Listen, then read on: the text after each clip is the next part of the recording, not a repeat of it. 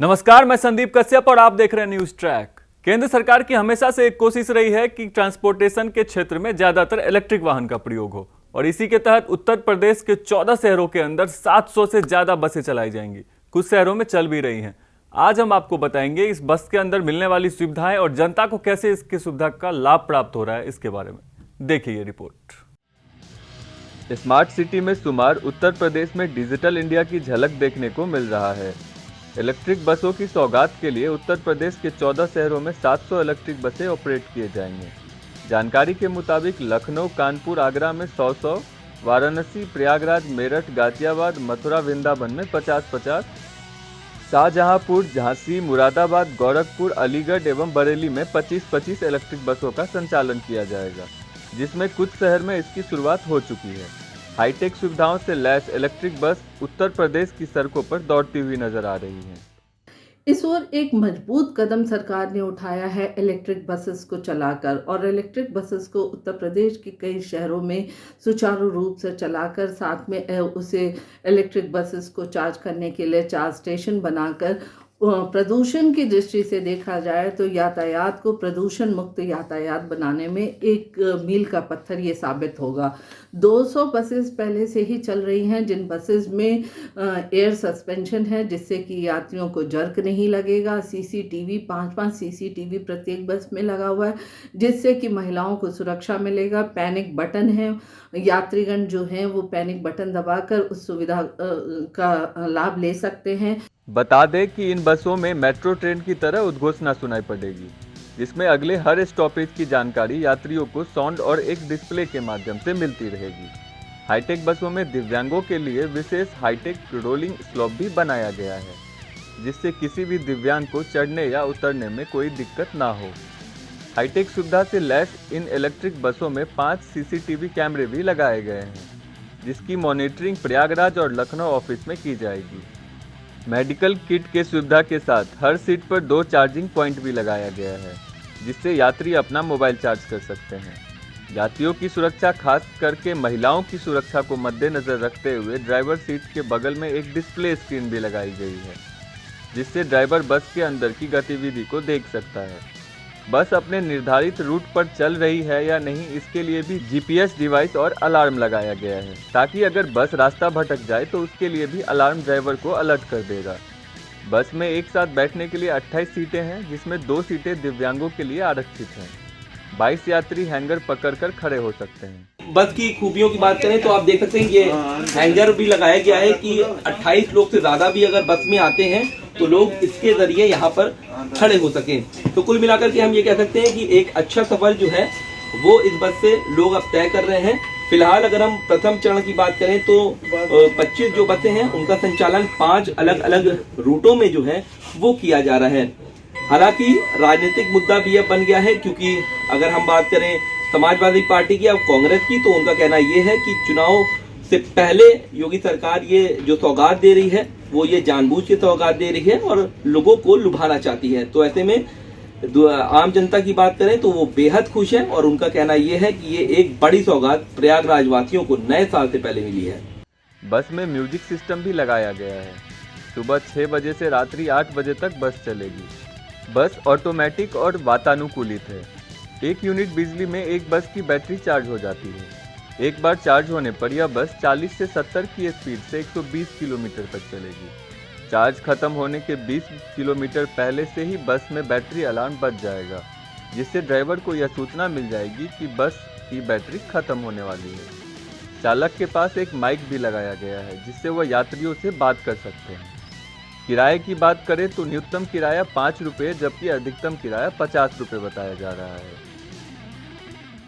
जो महानगर में इलेक्ट्रिक बस की शुरुआत विगत 29 तारीख को उत्तर प्रदेश के मुखिया परम आदरणीय योगी आदित्यनाथ जी महाराज जी ने किया है, उसका जनता को भरपूर लाभ मिल रहा है। मेडिकल कॉलेज से काली मंदिर गोलघर होते हुए जो भी व्यक्ति को मोहद्दीपुर जाना है आराम से जा रहे हैं और प्रदूषण फ्री है।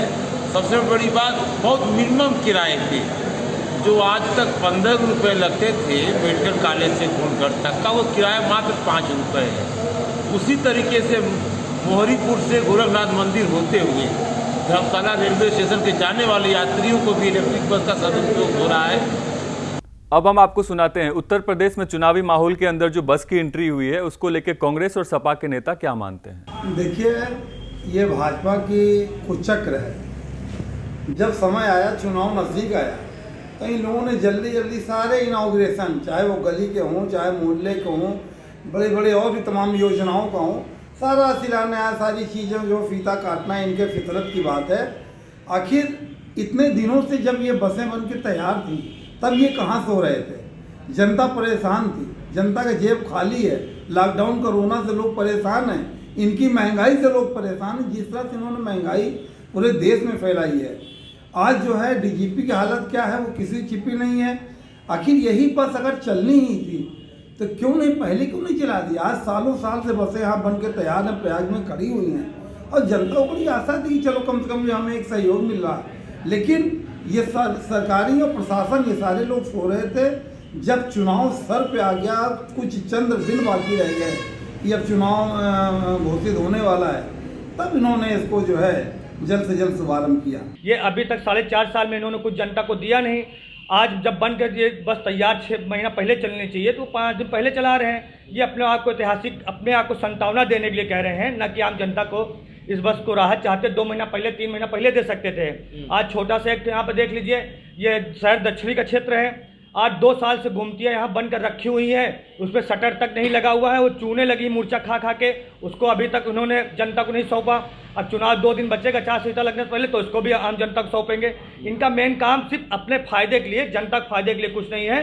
जितना हमारे राष्ट्रीय अध्यक्ष अखिलेश यादव जी ने काम कर दिया है, उसका 5% भी अगर ये कर देते हैं योगी आदित्यनाथ जी, तो ये समझ लीजिए कि जनता को बहुत राहत मिलती है। अब जानिए बस के अंदर जो मिलने वाली सुविधाएं हैं उसको लेके जनता की क्या राय है, सुनिए जनता की जुबानी। इलेक्ट्रिक बस चलने से महिलाओं को बहुत फ़ायदा है, सुविधा हो गया है रोड पे कि तुरंत मिल जा रही है और अपने रास्ते पे आदमी पहुंच जा रहा है। रिक्शे और ऑटो रिक्शे से इसका किराया भी बहुत कम है, इससे हम लोग को बहुत फ़ायदा है। इलेक्ट्रिक बस हम लोगों के लिए बहुत ही अच्छा रहेगा, क्योंकि उससे ये होगा कि जो प्रदूषण लेकर बहुत सारी समस्याएं होती हैं उससे हम लोग का निराकरण हो जाएगा, यानी कि उससे हम लोग छुटकारा पा जाएंगे। सरकार को फायदा होगा इससे? हाँ, उससे भी उसका फ़ायदा होगा, हम लोग का भी फ़ायदा होगा, सरकार के भी होगा। ये बहुत अच्छी पहल है, चूँकि प्रदूषण मुक्त हो, प्रदूषण भी कम हो जाएगा, और बसों में जो यात्री जाएंगे, जो महिलाएं जाएंगी, उसमें सीसीटीवी कैमरा लगे हुए हैं, तो सुरक्षा की दृष्टि से बहुत अच्छा है, और प्रदूषण तो बहुत कम हो जाएगा,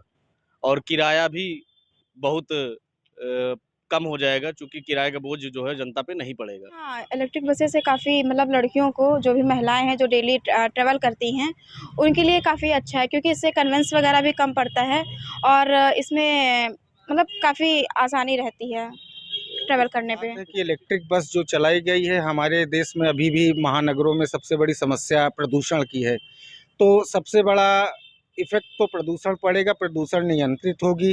दिल्ली विल्ली में देखिए जैसे बहुत ही घातक स्थिति है। और दूसरी चीज़, महिलाओं के प्रति जो हमको जानकारी है कि इलेक्ट्रिक बसों में जो है सीसीटीवी कैमरास लगाए गए हैं, जो महिलाओं की सुरक्षा की दृष्टि से बहुत ही कारगर साबित होंगे।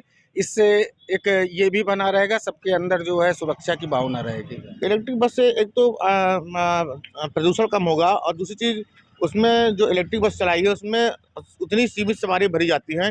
जैसे पहले क्या था कि बसों में जगह नहीं मिलती तो खड़े होकर जाते थे, और सरकार की एक सोच है कि अधिक स्पेस में बैठने की अच्छी सुविधा भी है।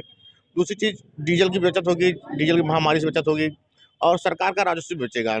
और तीसरी चीज़ ये भी है कि सरकार ने जो इलेक्ट्रिक बस चलाई है उसमें सबसे बड़ी सुविधा ये है कि जो सीसीटीवी फुटेज सीसीटीवी कैमरा लगाया गया है, उससे जो भी मनचले या स्टूडेंट्स से लोग जो बच्चों चढ़ करके बस में छेड़खानी या हुटिंग कर करके महिलाओं को या छात्राओं को परेशान करना, तो वो भी घटनाएं उसमें कैद हो जाएंगी। बहुत ही स्वागत योग्य कदम है सरकार द्वारा, क्योंकि इलेक्ट्रिक बसों से हमारा प्रदूषण पर्यावरण का कम होगा। 2 चीज़ें, इससे वायु प्रदूषण भी कम होगा, ध्वनि प्रदूषण, क्योंकि इलेक्ट्रिक बसें जो होती वो आवाज़ भी नहीं करती, तो दोनों चीज़ें, ध्वनि प्रदूषण, वायु प्रदूषण दोनों में कंट्रोल होगा, और ये ही बहुत स्वागत योग्य कदम है सरकार द्वारा।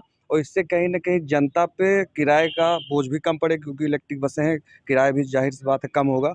और दूसरी चीज़ इसमें सीसीटीवी कैमरास वगैरह लगाएं, जिससे हमारी महिला यात्री और साथ साथ आम जनमानस जो भी है वो पूरी तरीके से सुरक्षित रहेगा। बसों की सौगात बहुत अच्छा फील हो रहा है और बहुत अच्छा लग रहा है। और बीजेपी गवर्नमेंट का एक बहुत ही सोचा समझा ये कदम है, जो कि हमारे वातावरण को बहुत अच्छा, जो प्रदूषित होता था अभी तक, उसको स्वच्छ और साफ रखने में बहुत मदद करेगा।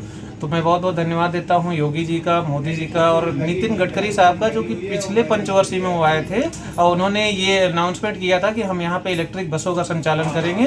और बहुत सी जगहों पे वो कर रहे हैं, चाहे वो NH हाईवे की बात करें, एक्सप्रेस वे की बात करें, हर जगह ऐसे चार्जिंग पॉइंट बना रहे हैं और इलेक्ट्रिक बसें चला रहे हैं, जिससे कि वातावरण को बहुत मदद मिलेगी। यात्रा सुगम और अच्छी है और साथ में बहुत ही कम पैसे में। जैसे अगर हम बात कर रहे हैं इसमें, जहाँ पे कि अभी हम नैनी से हमको इलाहाबाद अगर रामबाग या सिविल लाइन जाना हो रहता था तो 20 से 25 रुपये देना पड़ता था, वहीं पे हमको 5 से 10 रुपये में हमारी यात्रा कंप्लीट हो रही है। तो बहुत अच्छा लग रहा है। तो आपने देखा जनता के अंदर इलेक्ट्रिक बस को लेकर संतुष्टि नजर आ रही थी।